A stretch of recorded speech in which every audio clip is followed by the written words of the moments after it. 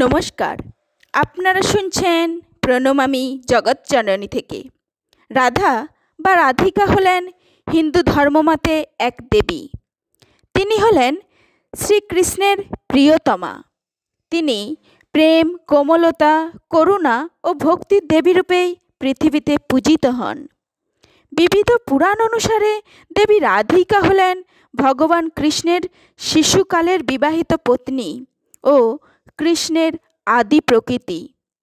সর্বোচ্চ দেবী হিসেবে নারীর প্রতিরূপ এবং কৃষ্ণের অভ্যন্তরীণ শক্তি হিসেবে পরিচিত হন রাধা। বলা হয় শ্রীকৃষ্ণের সমস্ত অবতারেই তার সাথে ছিলেন রাধা। রাধা অর্থাৎ রাধিকা আরও যে নামে পরিচিত হন সেগুলি হল কৃষ্ণা, কৃষ্ণপ্রিয়া, বিনোদিনী, মাধব মোহিনী, মাধবী, মহালক্ষ্মী ইত্যাদি।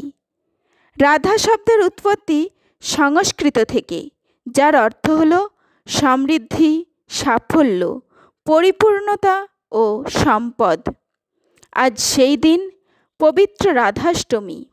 এই রাধাষ্টমী হচ্ছে রাধার জন্মতিথি স্মরণে হিন্দু ধর্মের, বিশেষত কেবল বৈষ্ণব সম্প্রদায়ের দ্বারা পালিত একটি পবিত্র দিন। বিশেষ করে ভাদ্র মাসের শুক্লপক্ষের অষ্টমী তিথিতে তার এই জন্মদিন পালন করা হয়। তার জন্মস্থান বর্ষণায় এই দিন অত্যন্ত আনন্দ ও উৎসাহের সহিত পালন করা হয়। রাধাষ্টমী উপবাসের সময় মহিলারাই উপবাস রাখেন এবং রাধারানীর পাশাপাশি শ্রীকৃষ্ণেরও পূজা করেন। এর দ্বারা ভগবান শ্রীকৃষ্ণের আশীর্বাদ যেমন লাভ করা যায়। কথিত আছে রাধাষ্টমী উপবাস করলে জীবের সকল পাপ থেকেও মুক্তি পাওয়া যায়, অবারিত সৌভাগ্য লাভ করা যায়।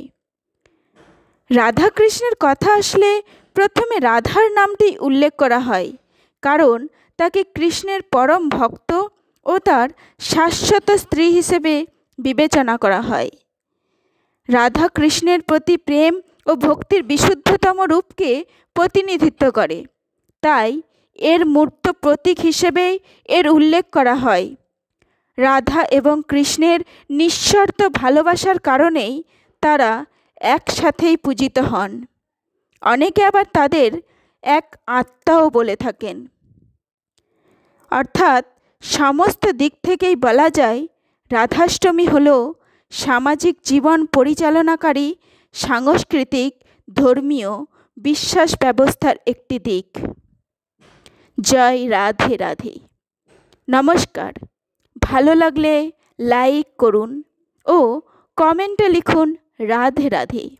এরকম আলোচনা পেতে প্রণমামী জগৎজননী সাবস্ক্রাইব করে রাখুন, যাতে এরকম কাহিনী সবার আগে পেতে পারেন। পুরোটা শোনার জন্য এবং লাইক, শেয়ার, কমেন্ট ও সাবস্ক্রাইব করার জন্য আপনাদের অসংখ্য ধন্যবাদ।